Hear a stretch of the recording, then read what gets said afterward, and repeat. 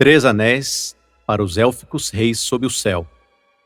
7 para os anãos em recinto rochoso. 9 para os homens que a morte escolheu.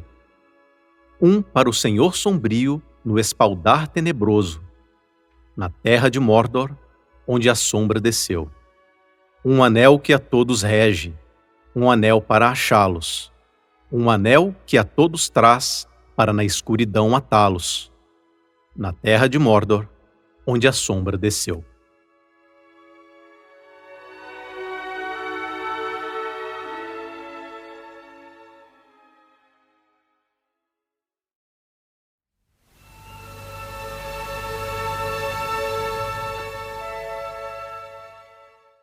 Olá, pessoal! Sejam todos muito bem-vindos a mais um podcast filosófico, atividade que é promovida pela Organização Internacional Nova Acrópole do Brasil.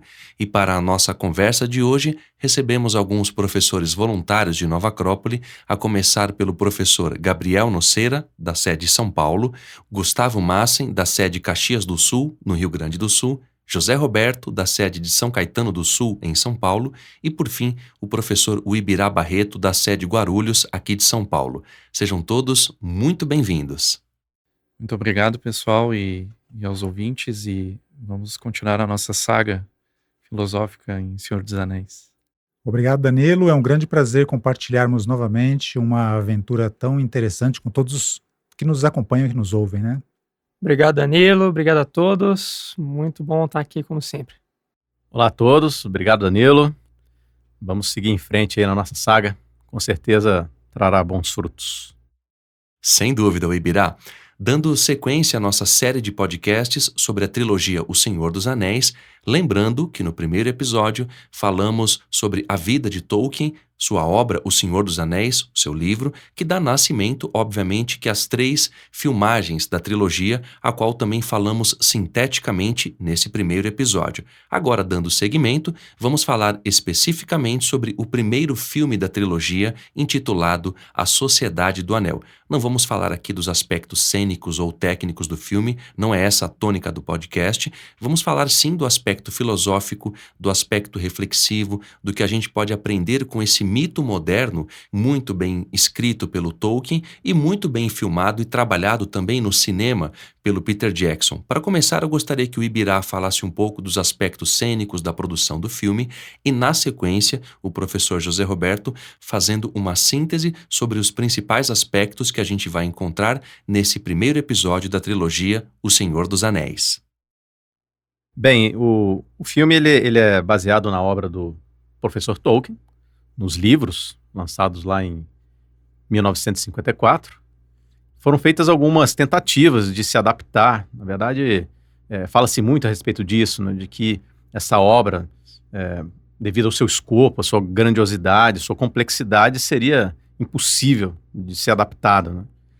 De fato, o Peter Jackson, que foi o diretor, aí, o homem responsável por realizar essa façanha, ele teve diante de si um desafio realmente colossal. Então, nós falamos da aventura, que é uma aventura dificílima, uma aventura onde os seus protagonistas enfrentam algo realmente épico, e a produção do filme em si foi assim.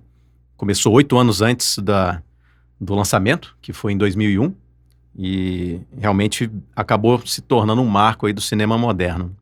Uma coisa legal é que o Peter Jackson fala que ele, quando ele era criança, adolescente, ele acompanhava o Senhor dos Anéis e ele achava que alguém ia fazer o filme, né? Então ele esperava que alguém fosse fazer o filme, ele achava que era óbvio que alguém ia fazer esse filme. Mas as coisas foram passando-se o tempo e esse filme não chegou e era ele mesmo. Fica também, vale ressaltar que não foi só ele o idealizador do projeto, né? Ele foi a mente cineasta, né? Mas ele também contava com a sua esposa, a Fran Walsh, e a Philippa Boyens, né? Que estruturaram o roteiro e deram vida, né, ao roteiro de maneira através do cinema. E uma coisa interessante é que, apesar de que a obra tem o espírito do livro, mas tem muitas adaptações que foram até necessárias, né, para que o filme ganhasse forma, né, no cinema. Então isso é interessante também e que agradou aos fãs que leram o livro, né? Isso é Isso é uma grande conquista. É uma façanha. É uma façanha do cinema, porque isso nem sempre as adaptações agradam, né, o público que lê uma obra literária, né? Sim, eu mesmo, apesar de não ser um grande conhecedor na época, eu tive a oportunidade de ler os livros antes e fiquei, assim, muito, muito satisfeito pelo filme, né? Era assim, como se, isso que Gustavo falou, trouxe o espírito do livro. Então isso realmente é uma façanha e, claro, tem uma bela trilha sonora, uma produção extremamente esmerada, feita com carinho, feita por pessoas que são fãs e que amam a obra do Tolkien. Bom, fazendo um pouco aí uma síntese de toda esse primeiro capítulo, né, A Sociedade do Anel, tem o prólogo que em si só já é algo maravilhoso e fantástico, né, e o nosso amigo aqui vai comentar com mais ênfase. A gente pode dizer, né, que existe um Anel do Poder, que foi forjado para dar a Sauron o poder sobre os outros 19 anéis, e os seus portadores também. Sauron ele é derrotado com uma aliança de todos os povos, e tudo isso é uma história que está sendo contado para que a gente entenda toda a ação e necessidade da sociedade, né? Sauron é derrotado e o anel que deveria ter sido destruído seduz todos os seus portadores, até sentir que chegar a Era das Trevas novamente e poder voltar a seu dono. Bom, durante anos, né, o anel vai ficar contra sua vontade com o Bilbo Bolseiro do Condado dos Hobbits. Gandalf, contudo, sabe tratar-se do Anel do Poder. Em algum momento ele descobre que se trata do Anel do Poder e que ele está chamando o seu dono, assim como também o seu dono está atraindo o anel e os seus portadores. Bom, então Gandalf propõe a Frodo que abandone o condado para ele não colocar todo o condado em perigo. Anãos, homens e elfos deliberam que o anel deve ser destruído nas terras de Sauron, no mesmo lugar onde foi forjado. E é interessante que dessa sociedade que se forma, todos sentem que apenas Frodo, e todos concordam que apenas Frodo pode resistir ao seu poder de sedução, da mesma maneira que Bilbo anteriormente. Bom, a sociedade é formada, né, e se põe a caminho, enfrentando ameaças de Saruman e os perigos das minas de Moria, onde Gandalf se sacrifica para que o grupo continue a sua missão. Bom, com armas mágicas fornecidas pelos elfos da floresta, o grupo continua sua viagem, até que numa emboscada, todos são postos em perigo. Então Frodo decide continuar a sua jornada sozinho, ou seja, desfazendo aí a Sociedade do Anel, sendo acompanhado apenas por Sam, que insiste em cumprir seu juramento de cuidar de Frodo. Enquanto Frodo e Sam caminham rumo à Montanha da Perdição, Aragorn e os outros membros da sociedade partem para salvar os hobbits capturados pelos orcs. Então isso é uma pequena síntese para a gente entender todo o contexto, né? E nosso amigo Gustavo aqui vai falar um pouco mais sobre o prólogo, que em si só já tem a sua vida, né? Uma dificuldade na produção do filme, né? Foi introduzir não só o Senhor dos Anéis, mas todo o mito e o legendário do Tolkien, né, e contextualizar algo que para os fãs de Tolkien já era conhecido, porém, apesar disso, era difícil ver isso no cinema, né, e como explicar o início da história, porque no livro começa já diretamente no condado, com a festa de aniversário do Bilbo, então é um tom muito mais bucólico. E magistralmente eles estruturam esse prólogo que constam nos livros, né, e em pedaços do livro, em apêndices, né, em estruturas dispersas, eles conseguiram condensar isso e montar um prólogo que é de arrepiar até hoje, né, para quem já assistiu ao filme, é realmente muito impactante, já te coloca diretamente na história e começa justamente contando como os anéis de poder foram formados, né? E 3 anéis foram dados aos elfos. E os elfos são uma raça imortal. Então eles têm essa característica muito marcante. E 7 foram dados aos senhores, aos lordes anãos, né? Os grandes líderes anãos. E os anãos são uma raça também muito peculiar, que representam muito o trabalho, o esforço, o labor, né? E tem uma estrutura física bastante robusta, né? Então, barbas grandes, né? Bem como a gente normalmente imagina os duendes, por exemplo, né? Na mitologia celta. E 9 foram dados para os reis homens, para os grandes reinos dos homens, um para cada representante, para cada rei. E até no livro fala que estão fadados ao eterno sono ou estão fadados à morte. Só que Sauron, que é um grande ser e que tem a tendência para o mal, né? É discípulo do grande deus Morgoth, né? O Senhor do Escuro. Depois ele mesmo se transforma no Senhor do Escuro, né? Forja em segredo esse anel, ou um anel, e que tinha o objetivo de controlar todos os demais. Então o objetivo dele com esse anel era absorver o poder de todos os demais anéis. E isso é uma história que não conta no Senhor dos Anéis, porque isso faz parte da segunda era da Terra-média. Então esse prólogo trabalha muito esse preparo do porquê é tão importante esse anel para a história. E numa última aliança, né, entre elfos e homens, eles conseguem derrotar o Sauron na sua casa, Mordor, e conseguem reter o anel para si. Ao que parece, depois vai se descobrir que o espírito de Sauron sobrevive, né? Ele permanece, apesar de ele não ter uma forma física, vai permanecer. E o anel, que era para ter sido destruído na Montanha da Perdição, em Mordor, onde ele foi forjado, inclusive, né? Exatamente onde ele foi forjado. O filho do rei dos humanos, Isildur, hesita. O seu pai, Elendil, havia morrido na guerra. O único rei do reino élfico, que era Gil-galad, também morre. E sobra somente ele, que teria o poder de tomar essa decisão do anel ser destruído naquele momento. E ele não é destruído. Ele permanece com o anel. Ele fica com o anel pensando que é do direito dele, né? No filme tem até a cena emblemática que aparece mais pra frente de como isso aconteceu, né? Porém, como é narrado inclusive no prólogo, e fala dos homens como tendo corações facilmente corrompíveis, né? O próprio Isildur foi corrompido com o anel, né? Portando o anel. E numa emboscada ele é morto. E o anel é perdido. E o fato dele ser perdido, como narra, inclusive, no próprio prólogo, algumas coisas que não deveriam ser esquecidas foram perdidas.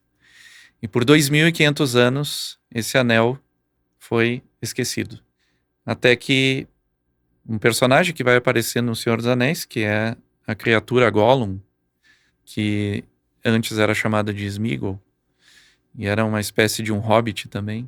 Ele acha esse anel e fica com ele por 500 anos. E o fato dele ficar com o anel por 500 anos amaldiçoa-o de uma certa forma, e ele vira como quase que um cadáver vivo, andante, e sem nenhuma perspectiva de vida. E aí o anel, sentindo que o seu senhor estava ganhando força novamente, se desconecta de Gollum, e Gollum perde o anel. Só que o anel não contava que ia ser achado pela mais improvável das criaturas, que é um hobbit. Um hobbit do condado, que é o Bilbo, que é o grande personagem do livro O Hobbit, né? Do livro e dos filmes, né? E Bilbo fica com o anel por muitos anos, e justamente o prólogo termina com a sentença de que as menores criaturas irão decidir o destino de todos, né? Então, aí termina, e em seguida a gente já tem a cena da festa, né? Numa festa inesperada, que é a festa de 111 anos de Bilbo Bolseiro.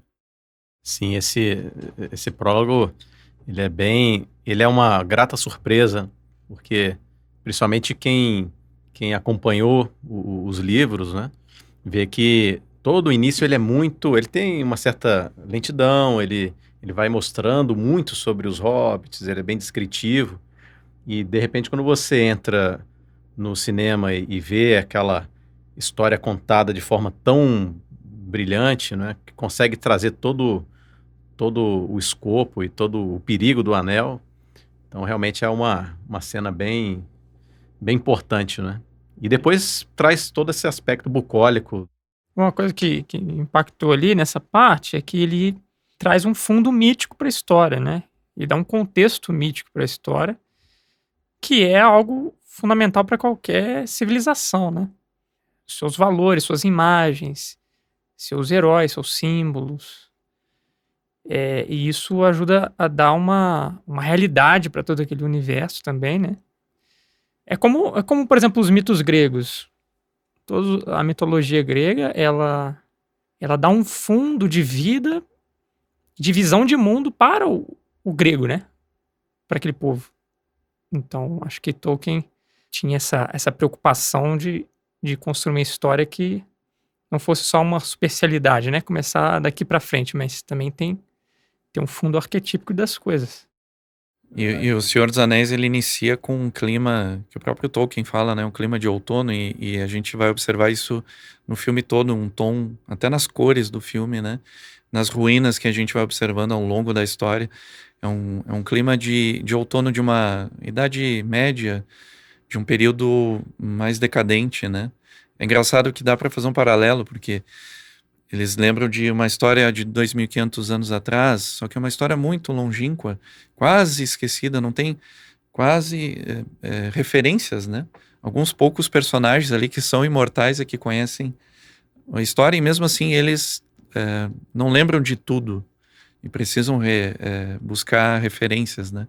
E é um pouco como imaginar a gente lembrando das civilizações antigas também, né? Como o Gabriel falou, lembrar dos gregos, lembrar dos romanos.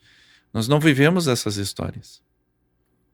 Então, há todo um esforço de se conectar com isso, né?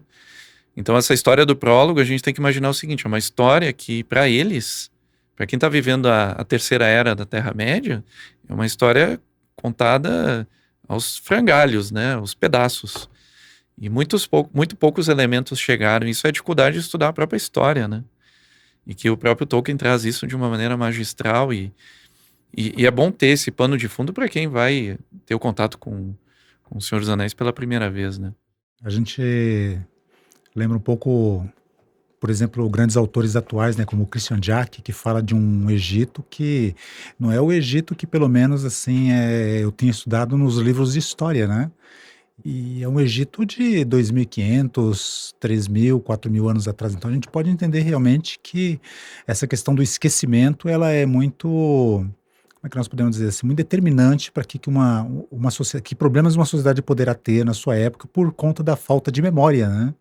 Porque o anel, precisamente por conta do esquecimento das pessoas, do que ele significou e todo o mal que ele encarnava, justamente ele sentiu essa necessidade de sair, deixar o Gollum e buscar um portador que o levasse até o seu dono, né? E a gente tem isso muito na nossa cultura mesmo, né?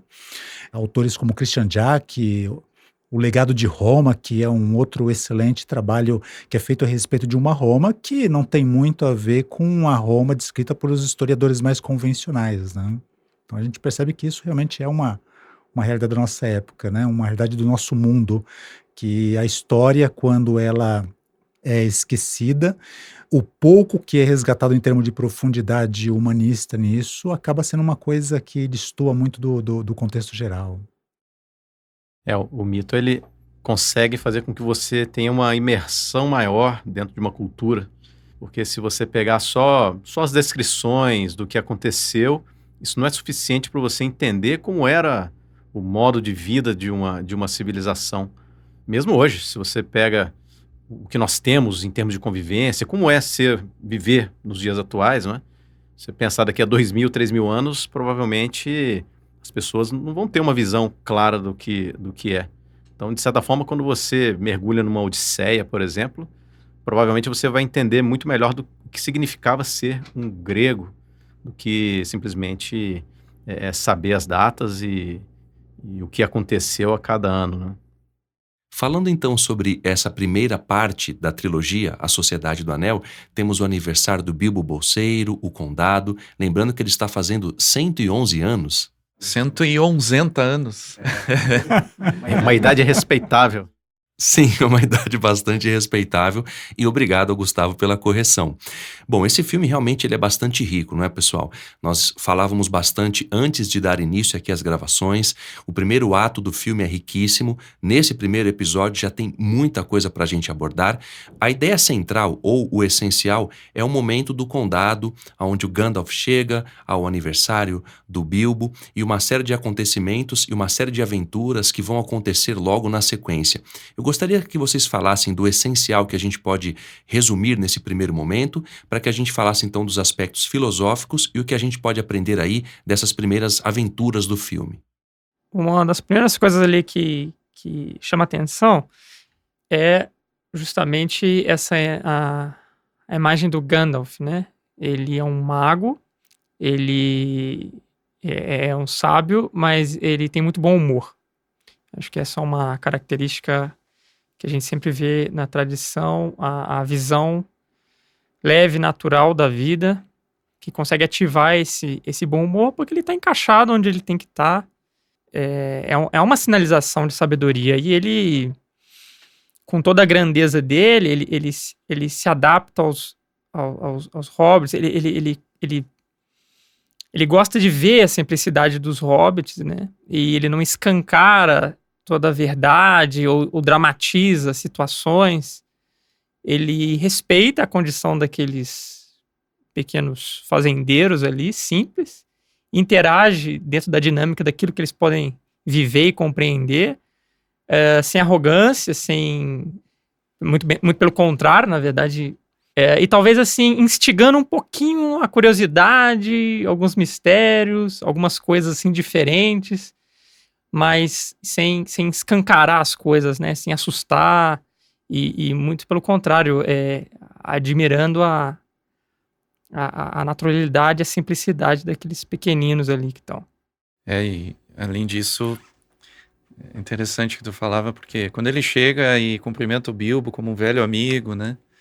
E realmente ele tem um carinho muito grande pelo Bilbo, né? Porque o Bilbo foi o primeiro hobbit que talvez ele tenha tido contato e que o surpreendeu por ter vivido a aventura que ele viveu no passado. E ele tem isso, né? O Gandalf tem os hobbits como criaturas surpreendentes, né?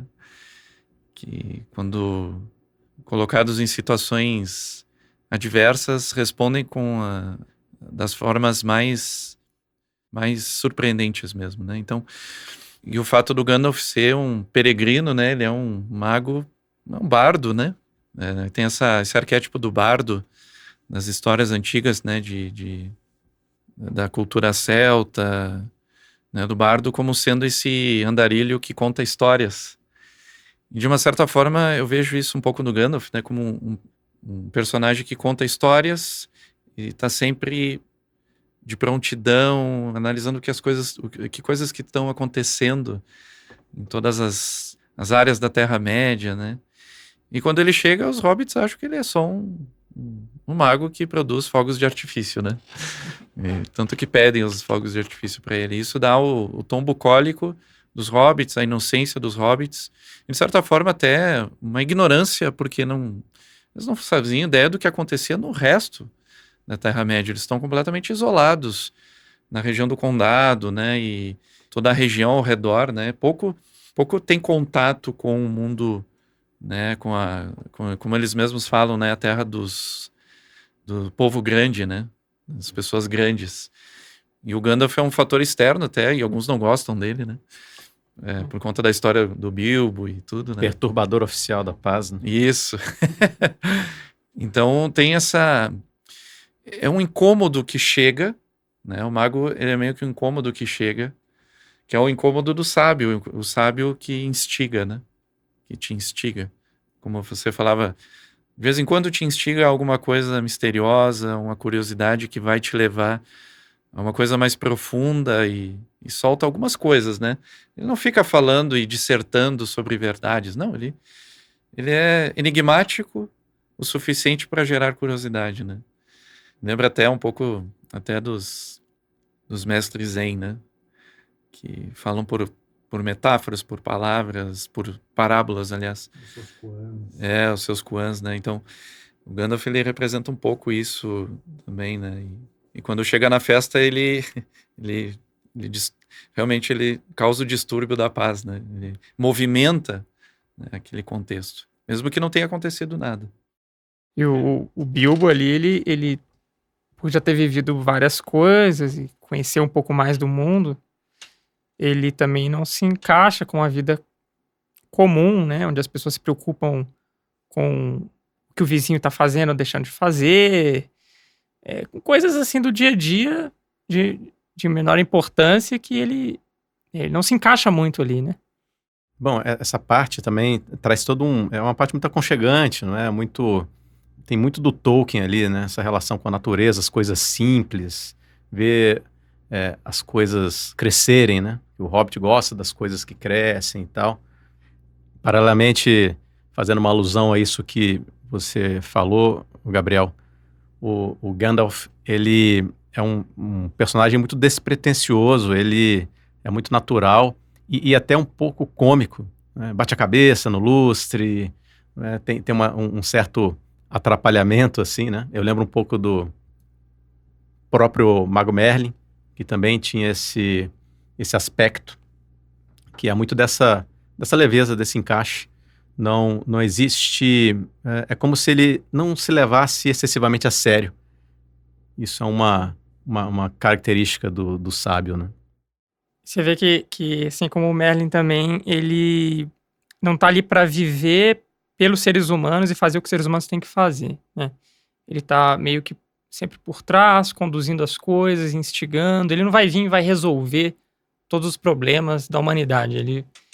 Ele tá instigando a história para que ela corra para onde ela tem que ir e que cada um realize e tenha o seu protagonismo. Tanto que é o Gandalf que percebe o perigo e o tipo de anel que está em poder do Bilbo, e inclusive o aconselha a deixar o anel para o Frodo junto com as suas outras coisas. E quando ele percebe que o anel é o anel confeccionado por Sauron, ele até aconselha o Frodo a deixar o condado, porque isso vai trazer problemas, vai trazer perigo e provavelmente a destruição do condado. No início ele sente, né, que tem alguma coisa estranha ali com aquele anel, porque o Bilbo tá muito apegado, né? O Bilbo não quer ceder, não quer deixar o anel.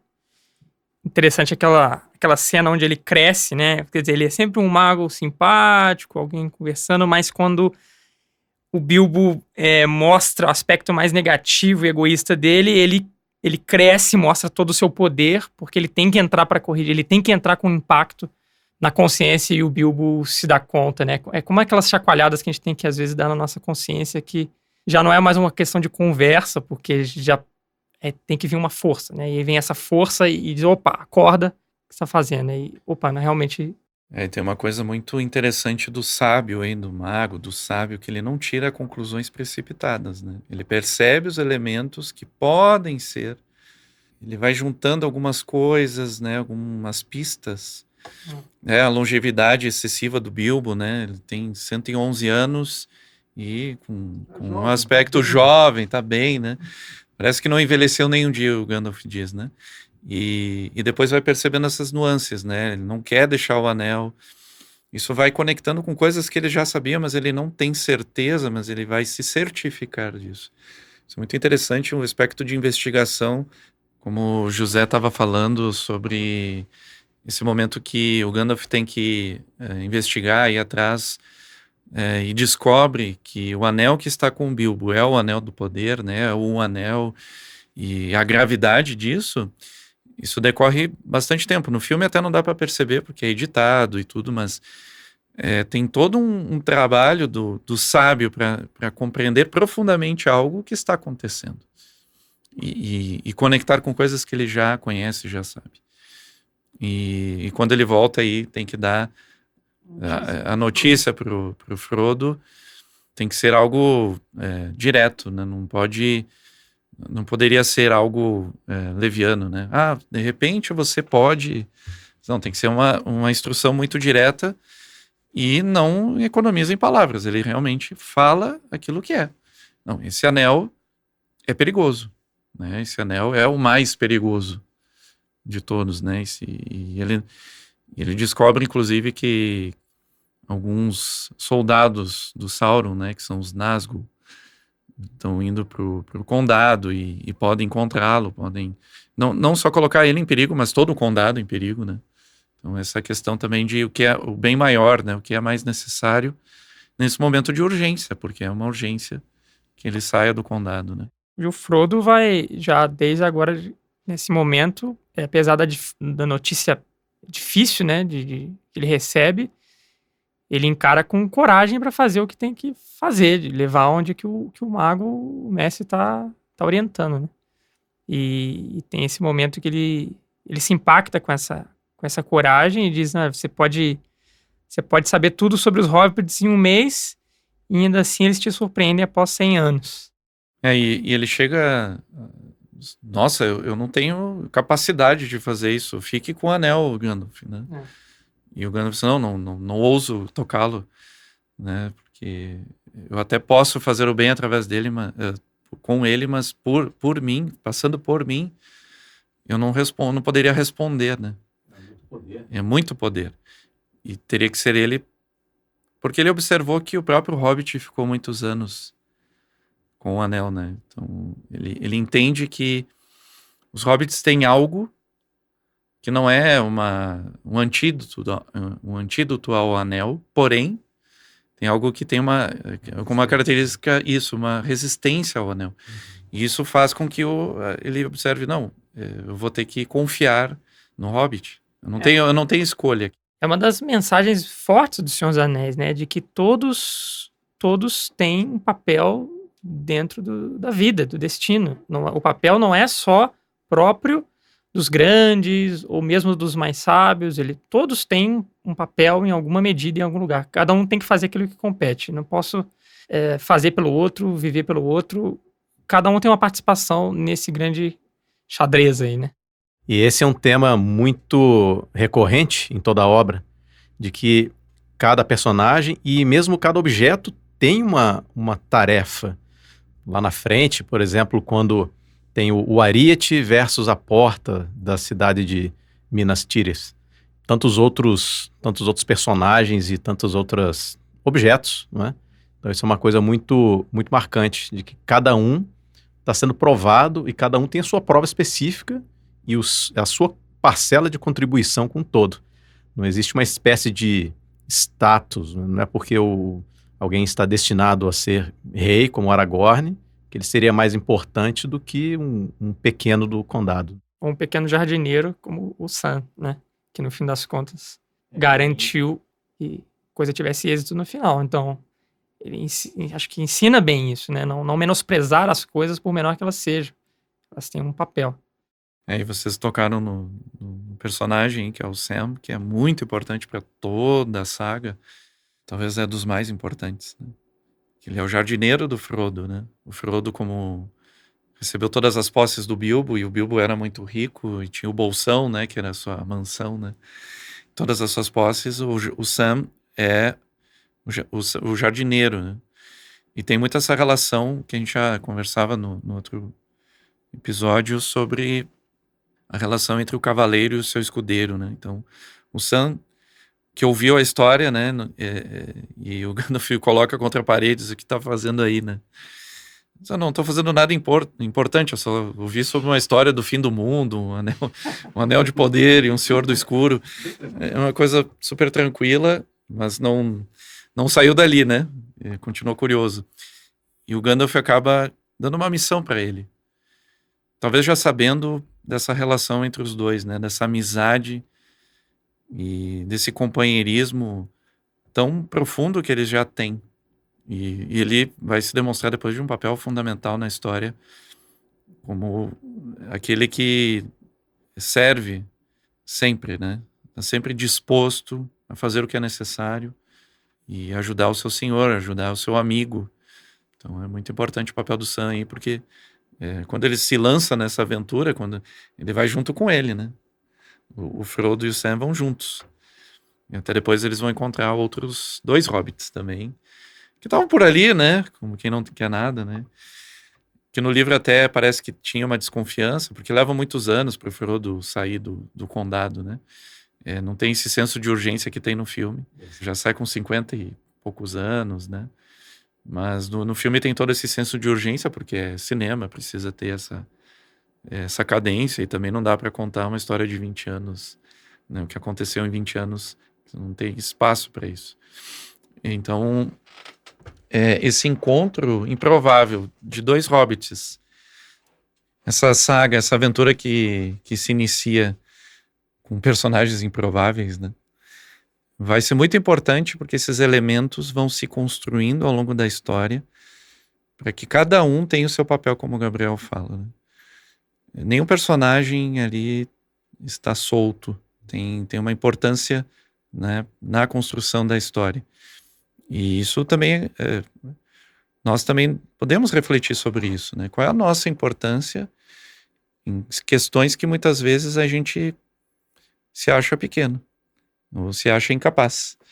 Só que os hobbits têm uma questão que é a obediência, né? Eles obedecem ao seu mestre, né? Aquele que é mais sábio, obedece aos seus ensinamentos, não titubeia em relação a isso, e vão em frente. E por ir em frente parece temeridade, mas tem esse espírito de confiança naquele que legou a sua missão, que é a base da obediência, né? A confiança de quem está transmitindo algo, é escutar dentro, né? Que é o que significa a palavra, né? Obedecer é escutar internamente esse ensinamento ou essa missão.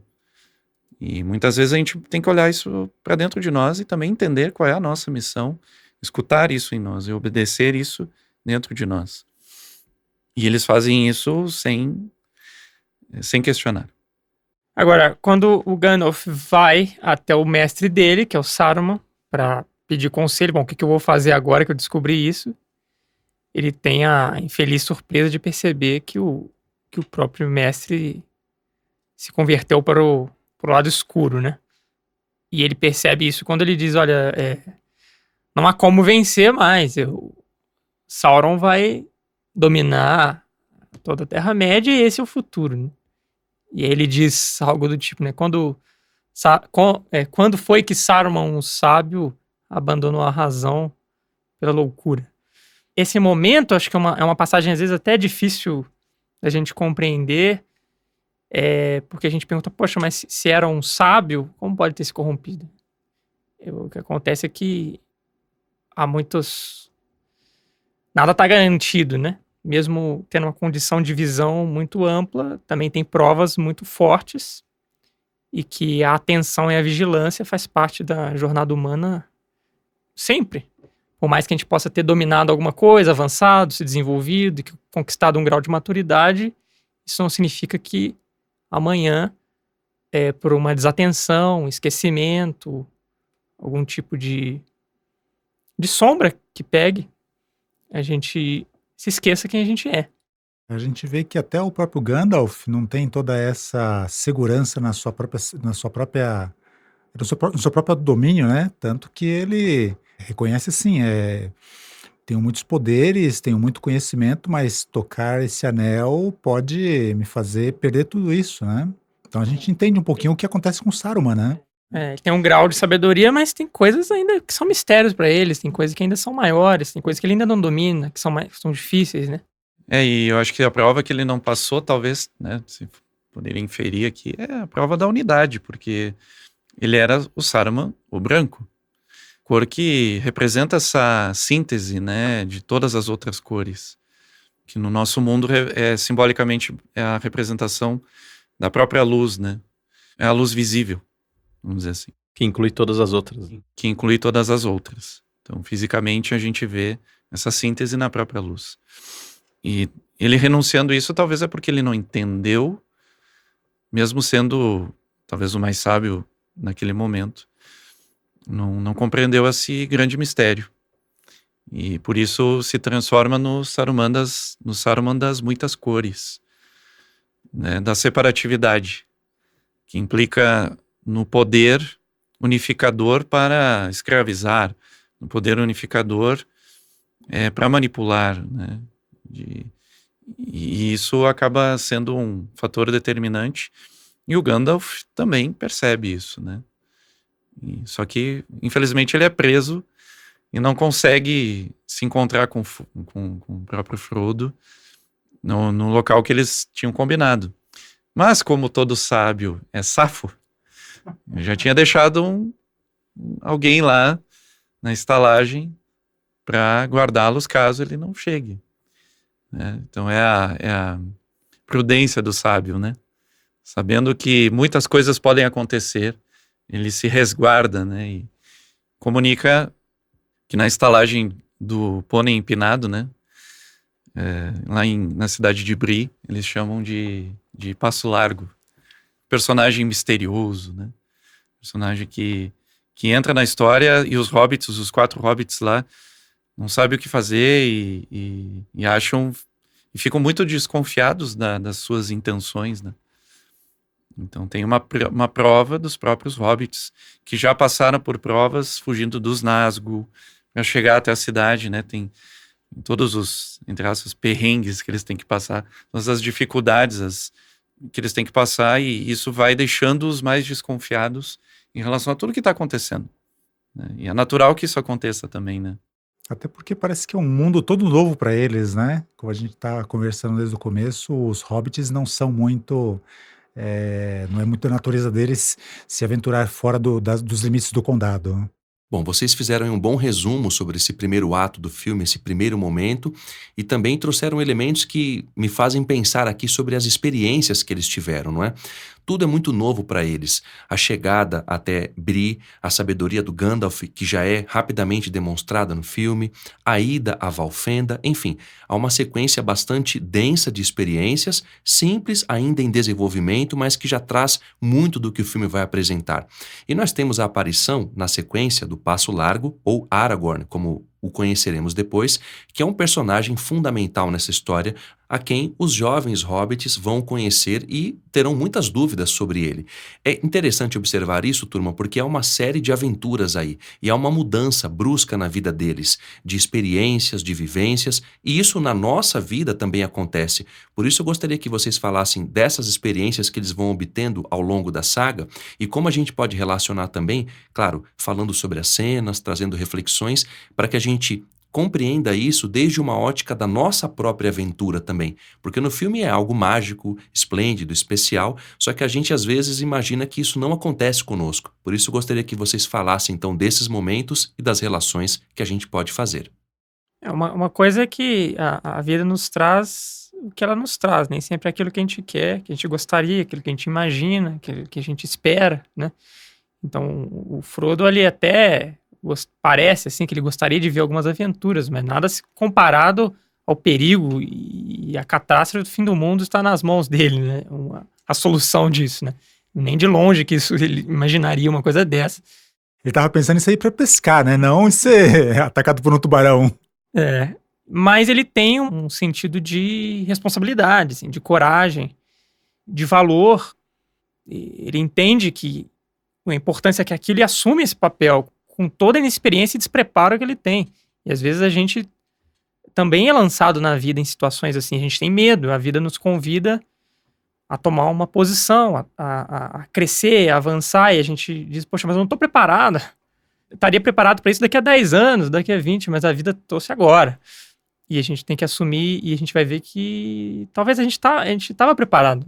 Por exemplo, depois que eles conhecem o Passo Largo, que eles descobrem muito lá na frente que é um herdeiro do reino dos homens, né? E que se exilou como um guardião das terras selvagens do norte, né? Guardião do norte.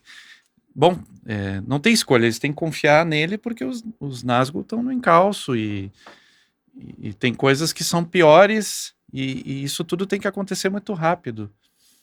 Muitas vezes na nossa vida, às vezes a gente se coloca em situações que temos que confiar, às vezes, em coisas que aparentemente não dá para confiar. É o caso dele. Depois eles descobrem, sim, que ele tem a missão de levá-los, né, conduzi-los e tudo. Mas até pelo seu aspecto feio, sujo, porque é um guardião, então tá sempre maltrapilho e andando sujo por aí, né? Então, não confiar num cara assim, né? De repente o cara diz assim, não, vocês vão ter que vir comigo, que você carrega não é bijuteria, como ele diz no filme, né? Então, como fazer isso, né? Eles têm que se desprender de muitas coisas e até de preconceitos que os próprios hobbits têm em relação aos povos, né? Que tá um pouco velado nessa vida fechada, né? Como se, isso não é negócio, isso não é da nossa conta. Não é sim, né? Agora é. E agora tá no colo de vocês têm que resolver, né? Quer dizer, sai daquela visão bem pequena, não é da minha conta, só que é minha vizinhança, meu bairro, a minha cidade, meu país, não me interessa o que tá fora. E quando eles chegam, por exemplo, que tem tem muitos passos, aí eles chegam lá num forte chamado Topo do Vento. Quando eles chegam lá, o Aragorn vai fazer uma vigia e eles voltam a ser hobbits, né? Então esquecem das recomendações de segurança, acendem um fogo e o Frodo, que estava um pouco mais atento, diz, o que vocês estão fazendo? Vocês estão malucos? Só que os Nazgûl conseguem ver. São vários momentos de desatenção, né? Mesmo ali em Bree, ele coloca o anel, Isso, o Pippin entrega, né? É uma inconsequência da ingenuidade dos hobbits também. É um pouco de ingenuidade, inconsequência, que com o tempo vai ganhando uma maturidade, mas no início é muito inconsequente. Muitas vezes a gente é assim na nossa vida, né? A gente se lança em aventuras de uma maneira um pouco inconsequente e vai descobrindo no caminho que, poxa, a gente contou muito com a sorte, entre aspas, né? Mas não é a sorte, é a ajuda mesmo, né? Estou muito com a ajuda, inclusive, de muitos que estão nos vigiando. Como um guardião, que é o caso do Aragorn. Quando eles chegam em Valfenda, parece que a aventura vai acabar ali, né? Quer dizer, Frodo chega, olha, eu fiz meu papel, trouxe aqui até os grandes sábios, né? Entrega para os grandes mestres e poderosos. E ele tá feliz com o Sam que eles vão agora embora, voltar para a vida deles. Quer dizer, acabou ali a história. Um ponto importante, só para voltar um pouquinho ali no Topo do Vento, porque tem um ponto importante ali que ele cede o Frodo, em específico, os hobbits em geral, né? Eles cedem ao medo. E os Nazgûl são espectros, né? São como sombras que eles só farejam e cheiram o anel. Eles só veem o anel, né? Eles querem encontrar a todo custo. E esses Nazgûl são os reis do passado. Esses 9 reis que receberam os anéis e foram traídos pelo Sauron, né? E o Frodo, ele acaba sendo ferido, né, pelo líder desses Nazgûl, que é o Lord Angmar, o rei bruxo. E é uma ferida que quase o mata. É um ponto de virada da inconsequência, né? Então, eles recebem a verdade nua e crua do que acontece quando eles são inconsequentes, né? E ele consegue ainda se salvar.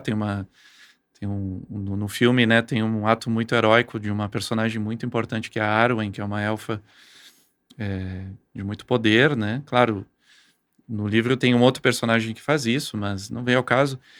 Mas a Arwen, ela acaba salvando o Frodo e tendo um ato heróico, cavalgando até Valfenda e a todo custo, né, e tentando salvar o Frodo, e o Frodo resistindo, né? Então tem um poder aí dele de resistência também. E aquilo dela tá com a natureza, né? Ela tem uma conexão com a natureza, que a natureza lhe ajuda quando ela precisa. Mais uma vez essa relação do mal como esse afastamento da natureza, né? Sim, a natureza tá do lado dela. E os espectros estão no vazio. Eles não têm nada, eles só são lacaios, né? Eles são plenamente lacaios de Sauron, né? Eles não têm mais identidade, né? É um bom exemplo de como, quando você é corrompido pela ambição sem medidas, na verdade você vira escravo. Você quer dominar tudo, mas na verdade você acaba virando o contrário, né? Perde a individualidade. É bem o reflexo da ambição desmedida, né? São fantasmas, é a imagem... O espectro tem esse simbolismo, né? A sombra, que não tem uma substância, ela não tem existência própria, ela depende de outras coisas para existir. realmente essa caçada toda, que é super, é extremamente difícil para os hobbits, né? Quando eles chegam em Valfenda, e o Frodo diz, cumpri meu papel, né? Cheguei muito mais longe do que eu imaginaria, né? Chegar. Exatamente. Como eu estava falando, quando ele chega ali, ele já acha que a missão dele está cumprida, que ele já fez o que ele tinha que fazer e está feliz que vai embora para casa. E a vida traz uma situação que pede dele muito mais do que ele imaginaria. Às vezes a gente passa com isso também. Quer dizer, a gente acha que as coisas terminam num ponto, ou de que uma situação ela se encerra, né?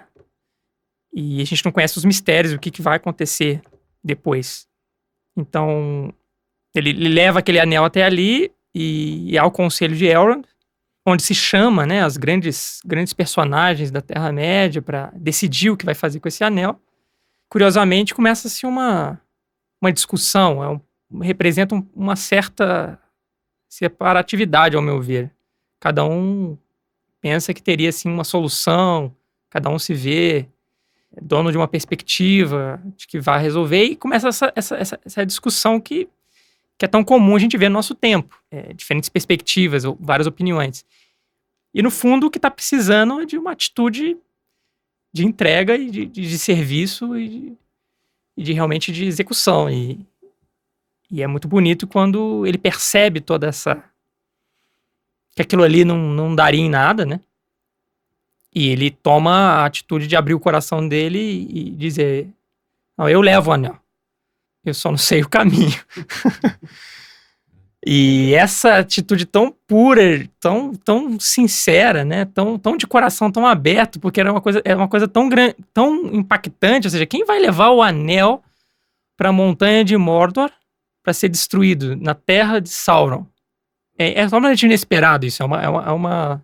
Quem vai enfrentar o fim do mundo, né? Exato. Então é uma... E isso é tão impactante para os demais também, que eles se ajoelham diante dessa atitude, porque isso é uma atitude de pureza e de entrega. Ou seja, naquele momento já não é uma questão de discussão mais.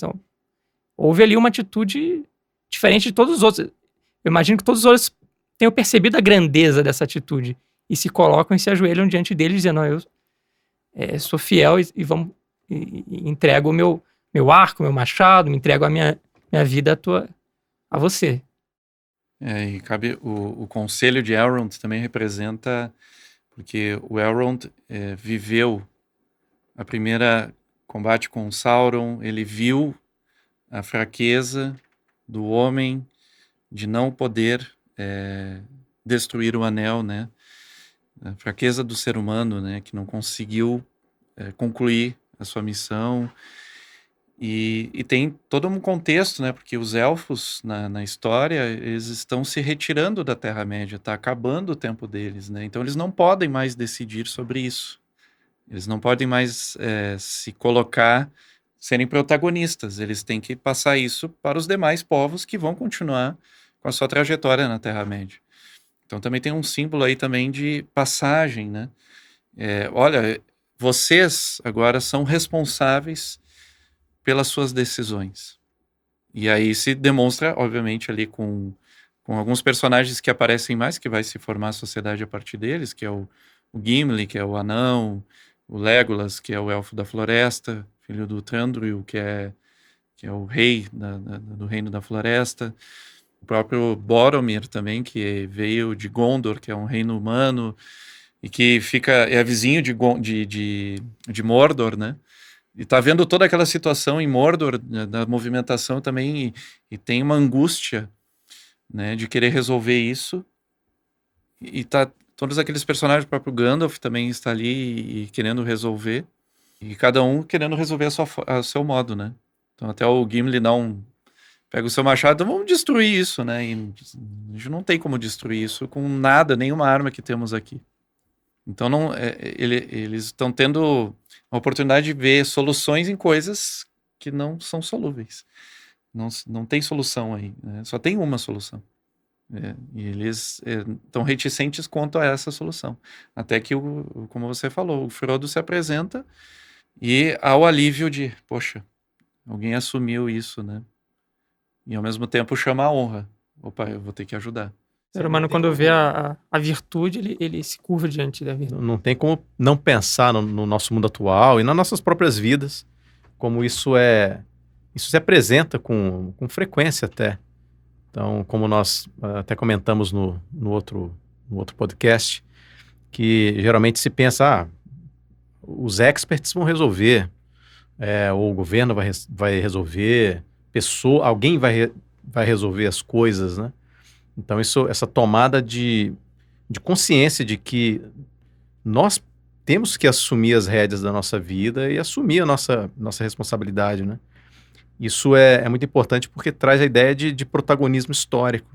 Existe a ilusão hoje em dia que as coisas são muito grandes e que um ser humano não tem mais condição de ser protagonista da história. E isso é falso, porque toda vez que você faz prevalecer uma virtude, quando você tem essa ação, esse exemplo, mesmo sendo o Hobbit pequenininho, conforme vocês falaram, né? Isso puxa a honra, isso puxa é um farol, né? E o mundo hoje, ele precisa desses laboratórios, dessas ações, dessas atitudes, né? Quer dizer, é aquela coisa que falava Marco Aurélio, né? Esse não é o momento de discursar sobre que seja um homem de bem, mas de sê-lo. E Frodo foi. Ele assume a responsabilidade de ser, apesar de não saber o que fazer. Algo que me chama atenção bastante nessas questões é que nós temos aí o Gimli, nós temos o Legolas, né, o Gimli como representante dos anãos, o Legolas como representante dos elfos e o Aragorn como representante dos homens, né? E, de certa maneira, eles estão discutindo entre si que esses problemas é por causa da divisão e do conflito entre eles, né? Quer dizer, eles estão em divisão e conflitos.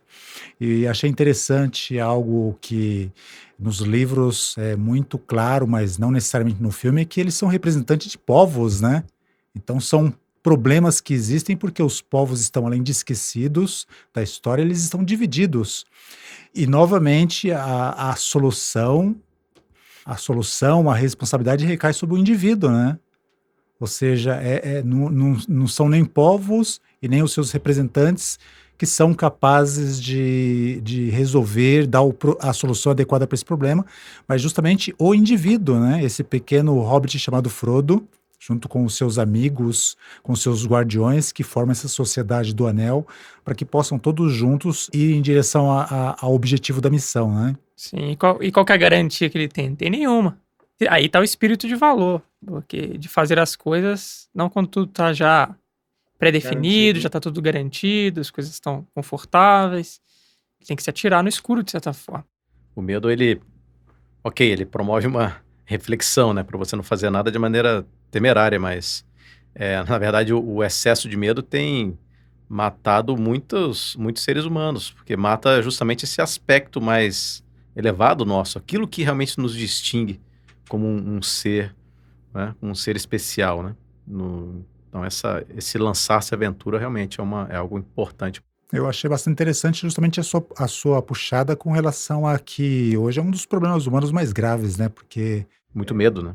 Não só o medo, mas o ser humano hoje ele se sente tão confortável no meio dos grupos, né, que ele pertence, que ele acaba perdendo essa visão da sua própria, não só responsabilidade, mas do seu próprio potencial para resolver as suas próprias problemáticas, né? De fazer história, né? De construir história.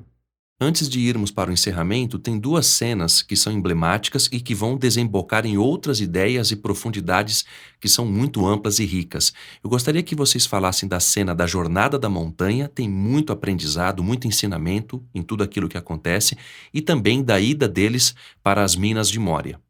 Eu acho que quando eles partem para a jornada deles, eles tentam um caminho, mas está sendo vigiado, e aí eles vão para um outro caminho e acaba passando por montanhas nevadas. E Saruman, ele projeta um feitiço, uma magia, que gera uma avalanche em cima deles, né? E toda a sociedade está num impasse entre avançar por ali, parece quase impossível, ou ir para as Minas de Moria, que o Gandalf sabe que também vai ser complicado. eu acho que a cena-chave aqui é quando ele dá pro portador do anel o poder da decisão. Então ele fala que o portador do anel decida, e aí o Frodo escolhe ir pelas Minas de Moria. Para mim, o que fica nesse momento é a sabedoria do Gandalf de confiar também, né? Que cada um tem o seu papel e que o Frodo, ainda que seja pequeno, é ele que é o portador do anel, ele... Tomou a melhor decisão. Ou ao menos é a decisão que tem que ser, né? Ele pressente que realmente ali vai se apresentar uma prova, mas mesmo assim ele reconhece que a vida tem os seus próprios desígnios, né? Tem o seu próprio fluir. Eu vejo isso essa questão. Às vezes nós queremos evitar a qualquer preço certas provas, certas circunstâncias que a vida nos apresenta, mas às vezes é o que a gente precisa passar. Noto que geralmente temos um apego excessivo àquelas ideias a respeito das quais nós consideramos que deveria ser. Por exemplo, você acha que as coisas deveriam ser de determinada forma, mas as coisas são como são. Eu acho muito, muito interessante que como dizia lá o Santo Agostinho, né, que a revolta contra as circunstâncias é uma forma de ateísmo, né? Ou seja, uma falta de fé na vida, de que as coisas vão se desenrolar da melhor maneira possível, né? Então, realmente é bem sábio, né, isso aí do Gandalf também. Ele tem uma hesitação de ir por ali, né? Ele sabe que vai encontrar algo muito maior, talvez, do que a maior coisa que ele já enfrentou. E ele até fala no filme pro Gimli, né? Porque o Gimli, por conhecer o reino dos anãos, né? O reino de Moria, um dos maiores reinos dos anãos, e até fala que seriam recebidos como reis, né? E o Gandalf, não, vou evitar ao máximo que eu puder de passar por ali, né? E não explica. Talvez não fosse o caso de explicar o porquê. E ele vai entendendo, justamente como vocês falaram, ele vai entendendo que está se desenhando para que eles passem por ali. Quando os espiões, né, de Sauron fazem com que eles vão pela passagem de Caradhras e pelas montanhas e não conseguem passar por ali, é um afunilamento do destino, né? O destino está te encaminhando para aquilo, né? E a gente não sabe muito sobre os desígnios do destino, né? E às vezes a gente amaldiçoa, né? Isso para mim é como se os deuses ou Deus está me castigando, né? E por que isso está acontecendo comigo, né? Por que comigo e não com qualquer outro? Como isso apresenta essa insatisfação, né? E quando na verdade a gente não sabe exatamente o que vai acontecer, exatamente. Esse é o ponto. E não sabe se aquilo será para o nosso juízo bom ou ruim. E mesmo que seja pelo nosso juízo próprio, a gente não enxerga tudo. E mesmo ele antes tinha falado para o Frodo, antes não, mas depois ele vai falar para o Frodo algo parecido, que nem os maiores sábios conhecem tudo, né, veem tudo. Essa é a passagem, uma das passagens mais fortes, talvez, de um ensinamento que dá ao sábio ali. Eles estão nas Minas de Moria e o Frodo, percebendo que o Gollum tá junto, ele deseja a morte do Gollum, né? Desejaria que o Bilbo tivesse acabado com ele naquele momento, né? E aí tem essas frases que diz o Gandalf, que são muito boas, né? Diz, olha... E o Frodo fala assim, olha, pena que o Bilbo não o matou. E Gandalf diz, olha, pena... Foi a pena que segurou a mão, que parou a mão de Bilbo. E vem dar o ensinamento, né? Diz assim, olha, muitos que vivem merecem morrer. E alguns que morrem merecem a vida. Você pode dar-lhes a vida, Frodo? Então, não seja tão ávido para julgar a morte, pois mesmo os muitos sábios não conseguem enxergar tudo. A gente, com a nossa mente, a gente classifica tudo como bom, ruim, quem deveria viver, quem deveria morrer, as coisas deveriam ser assim, deveria ser assado. E Gandalf dizendo, olha, eu sinto que o Gollum, né, no caso, ele ainda vai ter o seu papel nisso tudo. Novamente, essa mensagem do Senhor dos Anéis de novo, né? Cada um tem seu papel, por menor que seja, ou às vezes inusitado que seja, ou estranho, essa mensagem está sempre se repetindo no filme. E é curioso porque quantas vezes nas nossas próprias vidas passamos por situações desagradáveis, mas que no final das contas nos trouxeram algo importante. Um aprendizado, um crescimento, né? Que nos dá medo passar por essas coisas, mas são elas que vão nos forjar. E nas Minas de Moria tem talvez a maior prova da sociedade, que é perder o seu guia, né? Gandalf, que é o guia de todos eles, né? É o mais sábio, é o que aparentemente tem as soluções para tudo, e ele mesmo não consegue solucionar algo que para ele é a maior prova para ele e para a sociedade, que é enfrentar o Balrog. E aí tem um ponto muito interessante aí Gostaria só de fazer um parênteses aí, porque é muito bonito na mitologia de Tolkien a representação da luta contra o Balrog na Ponte de Khazad-dûm, que é a famosa cena em que o Gandalf fala, tu não passarás, né, pro Balrog. E essa cena toda é muito emblemática, mas ele fala que ele é o servo do fogo secreto, guardião da chama de Anor. E Anor é o deus do sol. Ele é o portador da chama do próprio sol. E o Balrog, apesar de no filme aparecer ele todo flamejante, né, por questão até do efeito visual, no livro ele é descrito como ele imiscui as chamas, ele diminui as chamas e se torna praticamente um buraco escuro. Isso é muito impactante, né? É o próprio a ausência da luz completa, a escuridão completa. E ele está enfrentando isso através da luz. Então aí está talvez um mistério do que representa o Gandalf como o próprio mago. Então, na própria mitologia ele tem uma importância muito grande, muito querido pelo Tolkien, inclusive, né? E esse simbolismo da luz contra a sombra na sua mais bela expressão, né? Talvez em toda a trilogia. Mais até do que o enfrentamento ao Sauron, eu vejo essa cena muito como esse ponto muito, muito belo mesmo. E é esse ponto em que ele acha que conseguiu, né, derrotar o Balrog. Não matar, mas derrotá-lo, pelo menos. Colocá-lo de volta de onde ele veio. Porque o Balrog, ele é um demônio muito antigo, né, que ainda da Primeira Era, criado pelo primeiro Senhor do Escuro.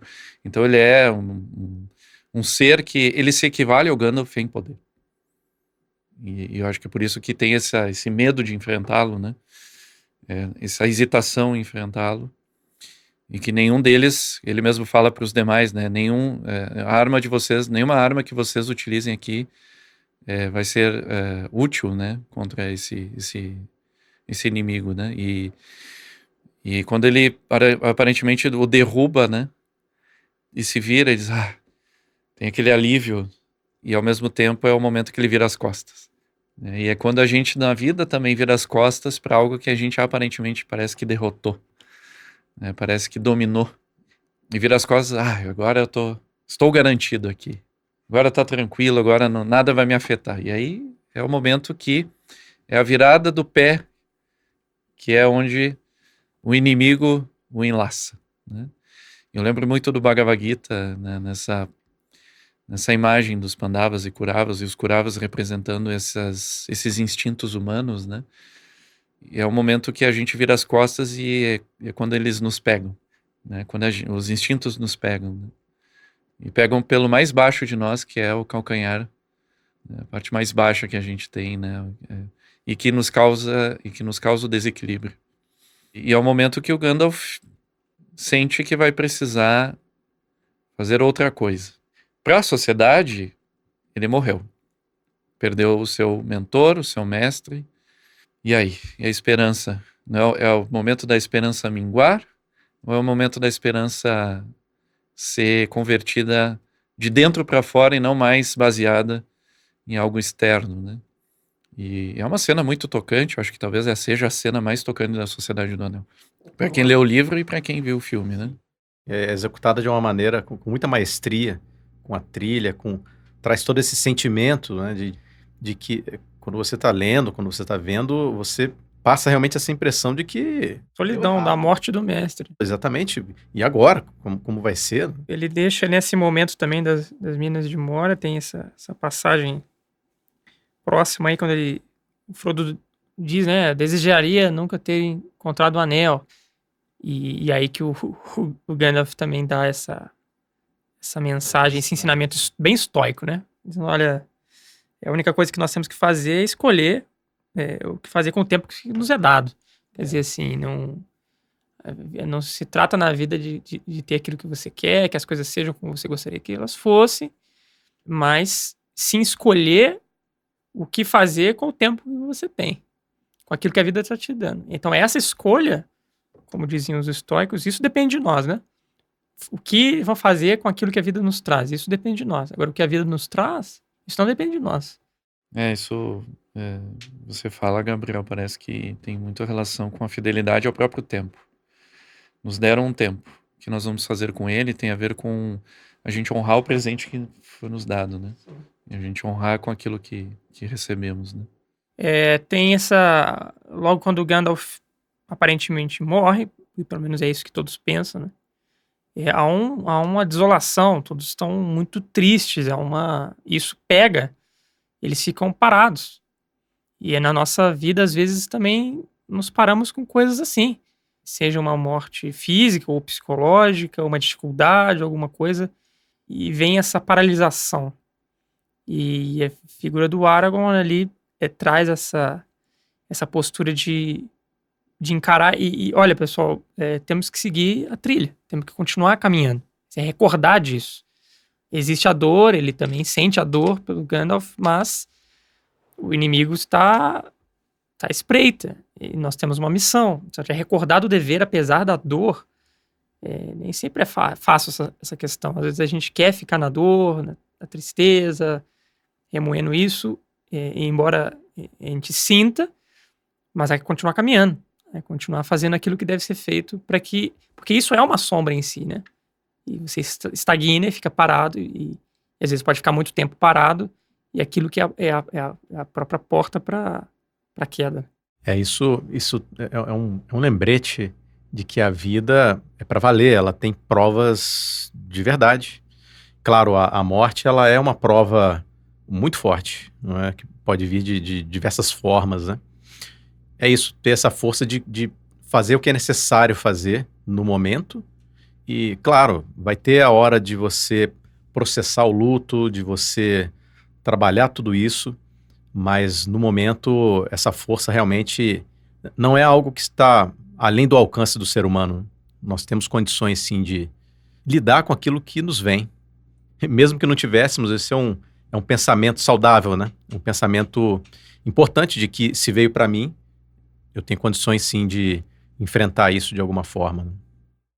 O final do filme traz uma conclusão bastante profunda, né? A gente tem o momento de Lothlórien, o rompimento da sociedade, o momento em que o Frodo se torna o principal responsável conscientemente por aquilo que ele tem que fazer.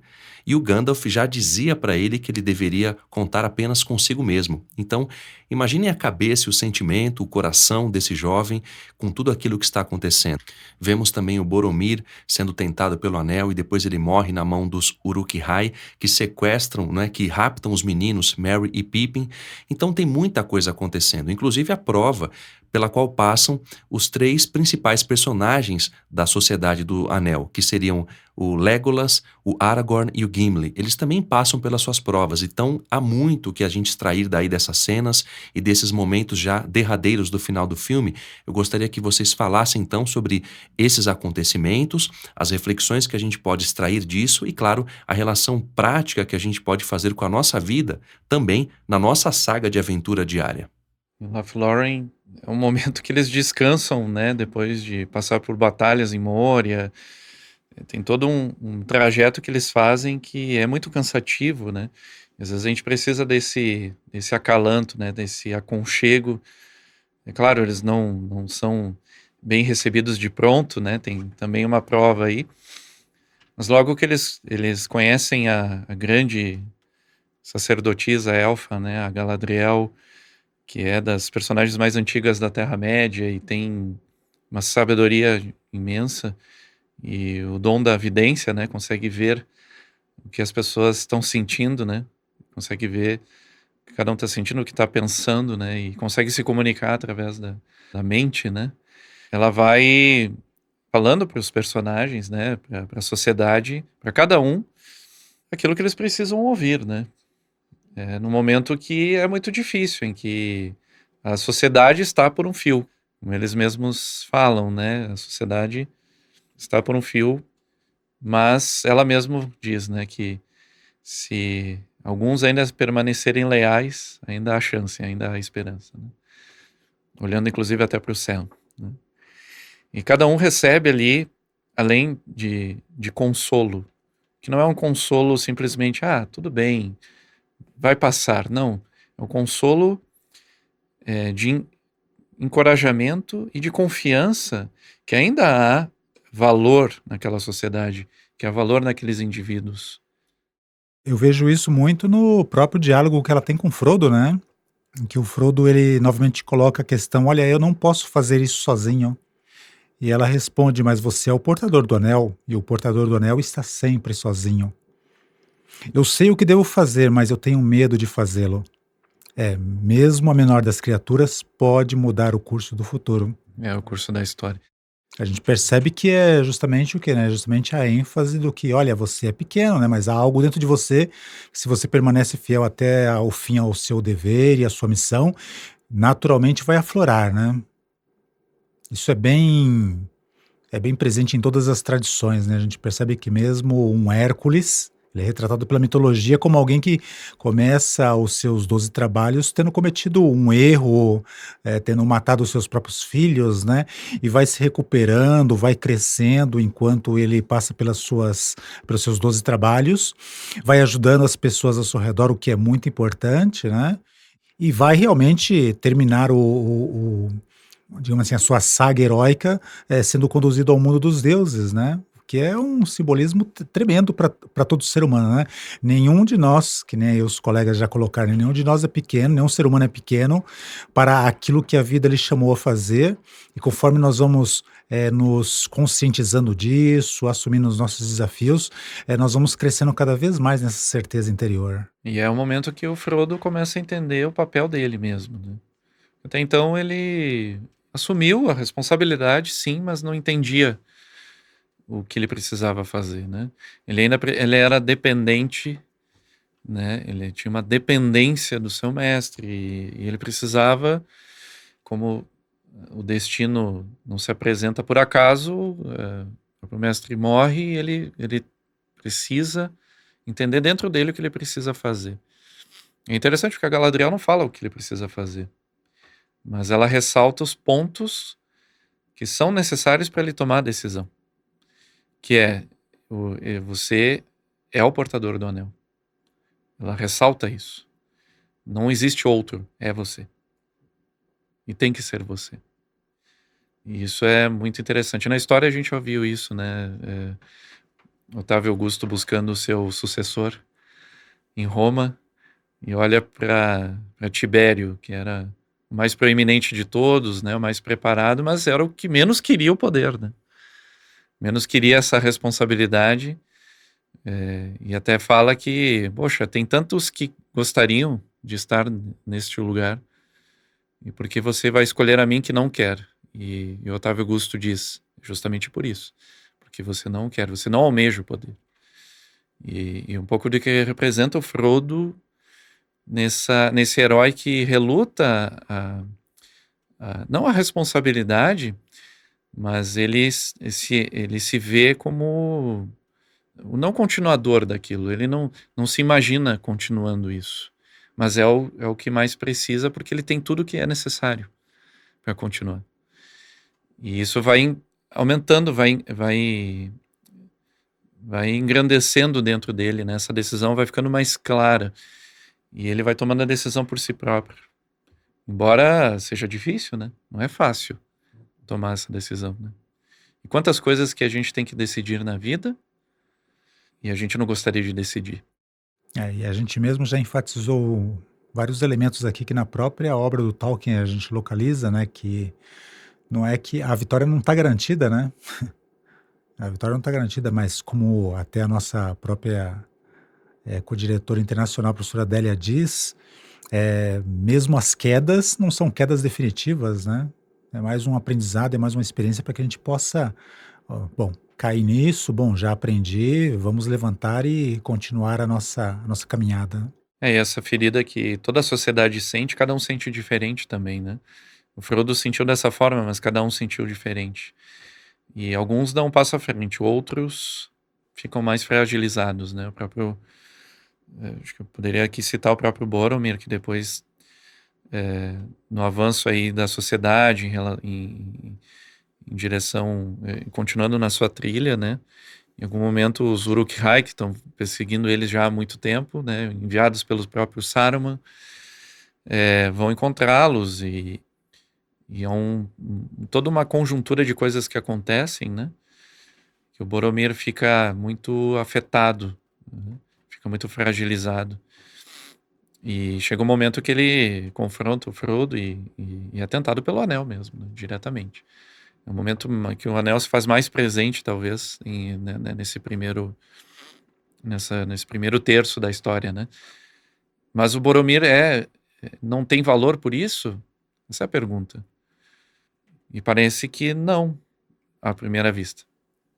É o cara que menos tem valor ali, né? Mas ele se redime. Ele consegue se redimir. Ele limpa a sua mente, se purifica. Antes da morte. Antes da morte. Ele diz pro Aragorn, né? Eu teria seguido você, meu capitão, meu irmão, meu rei. Ele reconhece a figura do rei no Aragorn e abre o coração dele para isso, né? Esse desenvolvimento entre os dois, eu acho... Claro, a cena da morte de Boromir, ela é uma das mais tocantes de toda a trilogia. É uma cena muito, muito forte, muito bem feita. No filme tem um desenvolvimento, né? Porque de início o Boromir rechaça o Aragorn, né? A Gondor não tem rei, o Gondor não precisa de um rei. E já em Lórien, depois de tudo aquilo que eles passaram, a morte de Gandalf, e ele fala: um dia nós vamos voltar para casa como irmãos.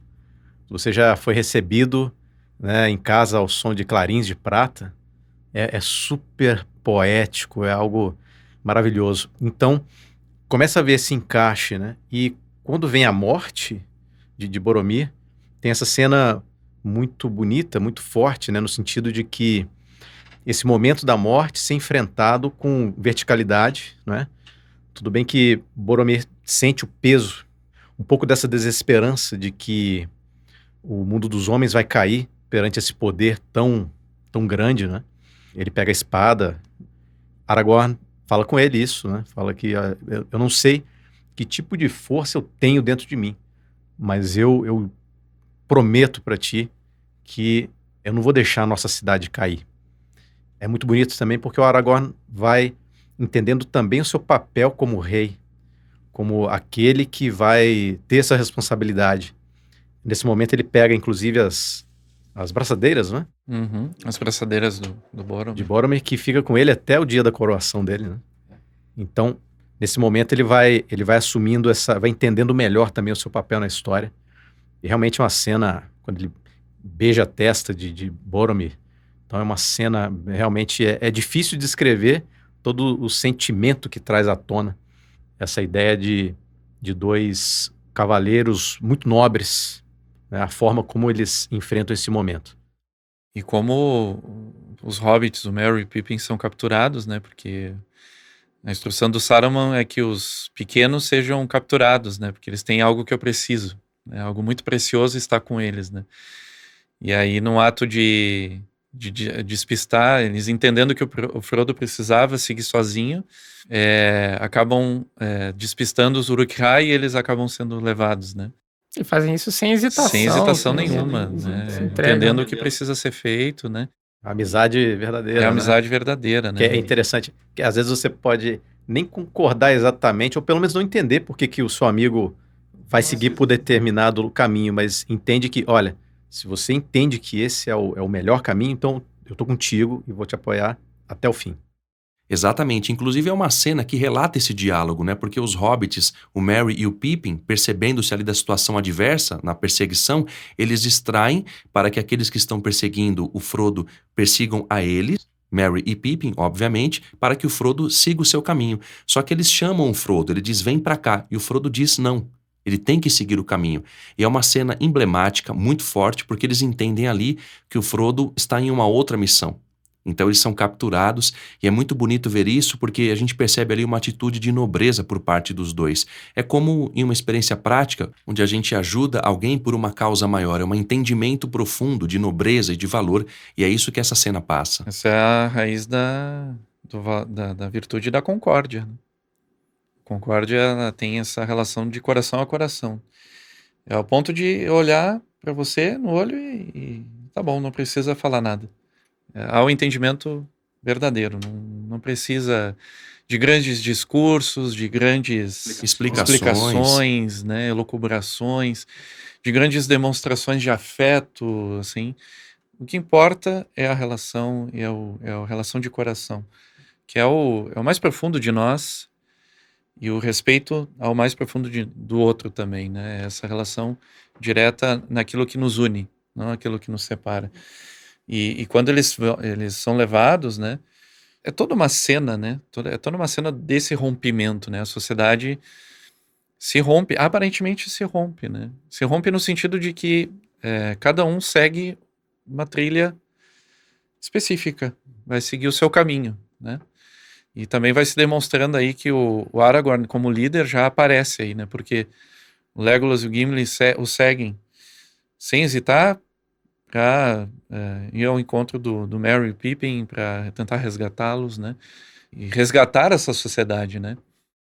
O Aragorn começa a aparecer como líder e o próprio Frodo, ele começa a assumir que realmente ele consegue dar os passos dele sozinho também, né? Tem um momento que ele mostra no filme, né? Ele mostra o anel pro Aragorn e o Aragorn, no primeiro momento, ele tem um momento de tentação, assim, muito fugaz, mas ele entende que o Frodo precisava ir, né? E aí até o Boromir fala, você conseguiu fazer o que eu não consegui fazer. Então todo mundo da sociedade, na verdade, está unido por isso, porque entendem o papel do portador do anel e o que ele precisa fazer, e eles entendem o papel deles. Eles vão ter que lutar outra coisa, né? Que também vai fazer parte de algo maior que eles ainda não entendem, eles ainda não viram o desenho do que está acontecendo. E se lançam. E é muito legal o final, né? Com os três indo em busca, né? Vamos caçar alguns orcs, né? Assim, vamos para a aventura, vamos encarar essa batalha de vez. E não importa o que aconteça, vamos até o fim. E isso, na verdade, se abre a pergunta, será que a sociedade se rompeu ou não? O que, na verdade, ela se separou fisicamente, só os laços estão mais fortes do que nunca.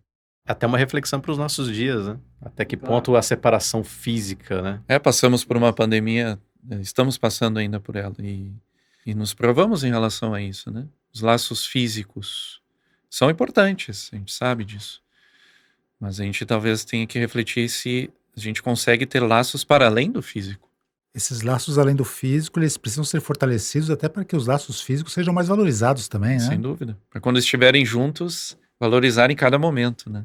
E agora, o filme termina, coroa, né? Com uma cena de muito amor, muito forte. O Frodo tá indo, então, embora para o seu caminho no barco. E é uma cena de comover qualquer um, porque Sam tem um amor, uma devoção incondicional pelo Frodo, né? E ele se atira no lago e pra ir atrás do teu mestre ali. Mas ele não sabe nadar. E ele não para pra pensar nisso. Ele não importa. Ele vai dar até o final da vida dele pra cumprir a promessa. Ele diz, olha, eu prometi ao Gandalf. Eu fiz uma promessa.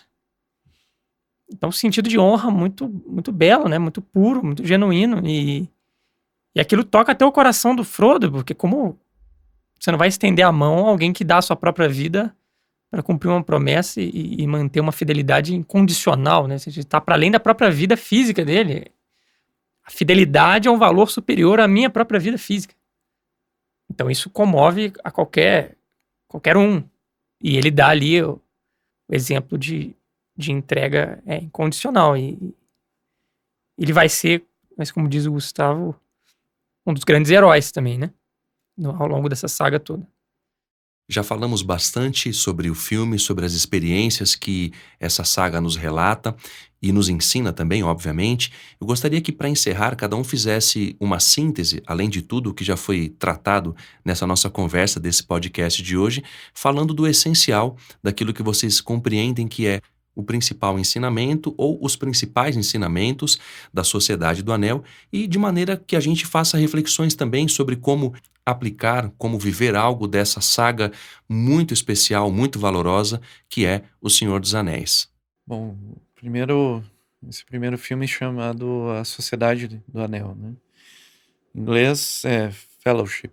A palavra para sociedade traduzida é fellowship. Uma das traduções para fellowship é confraria, né?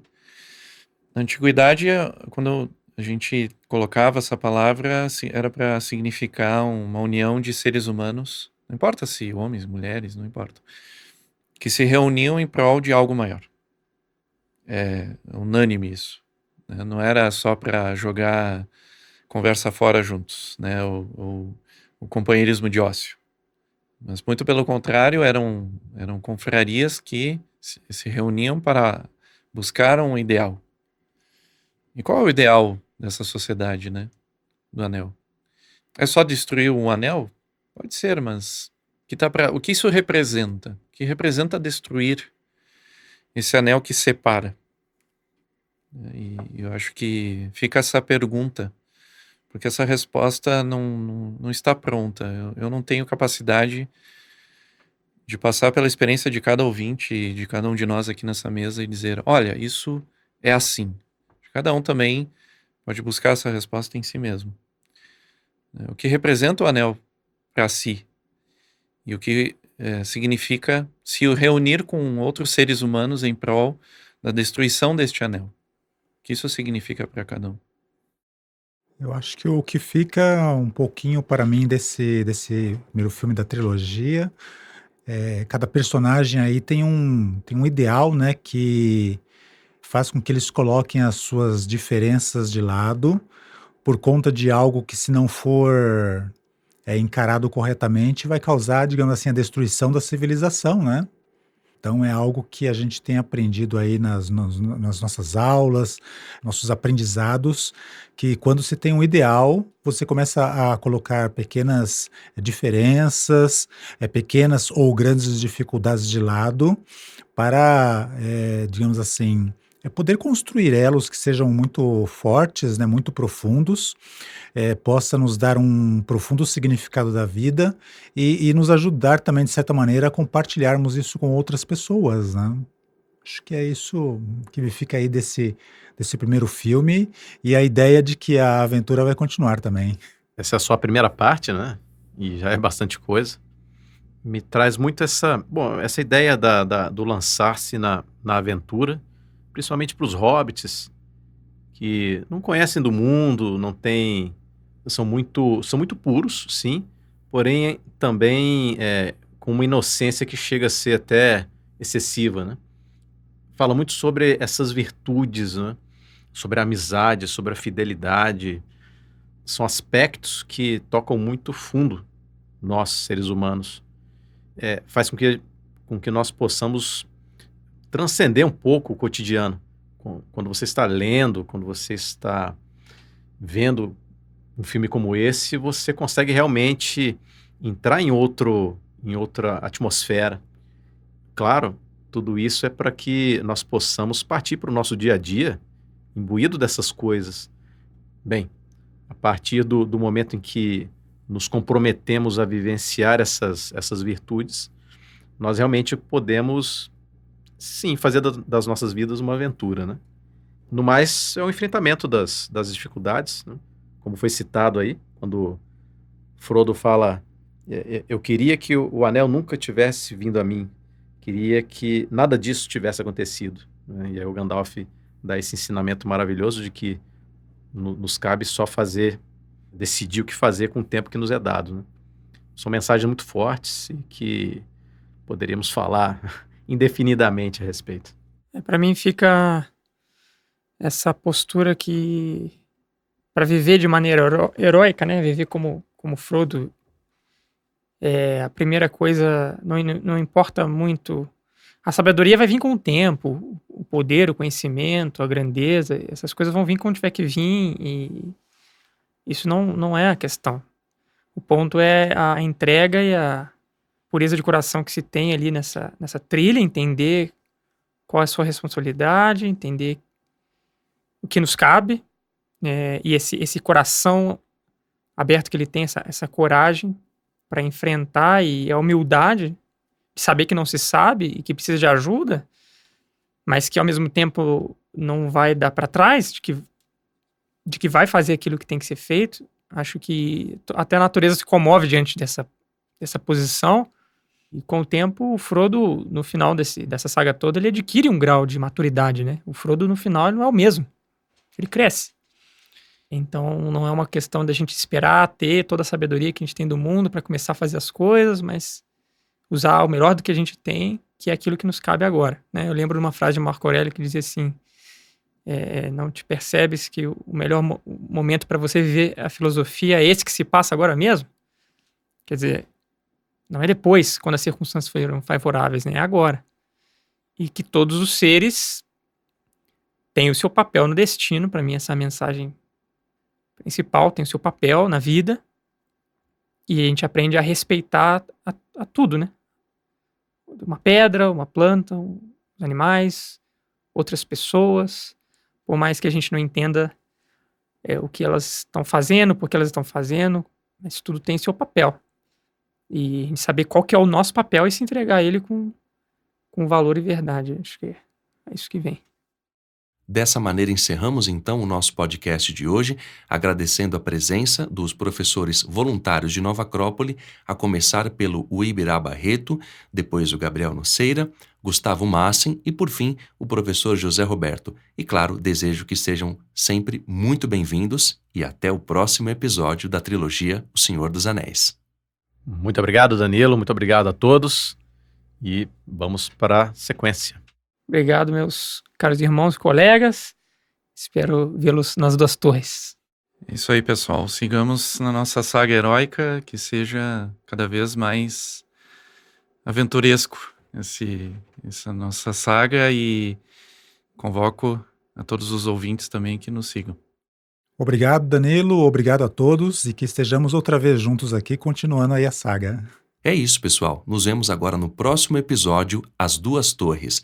Para quem quiser nos contatar, pode fazê-lo através do nosso site nova-acrópole.org.br/podcast. E para quem quiser saber mais sobre o curso de Filosofia para Viver, pode fazê-lo também através do nosso site nova-acrópole.org.br.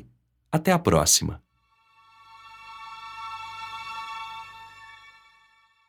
A trilha deste podcast é de autoria de Richard Wagner e chama-se Prelúdio ao Ato 1.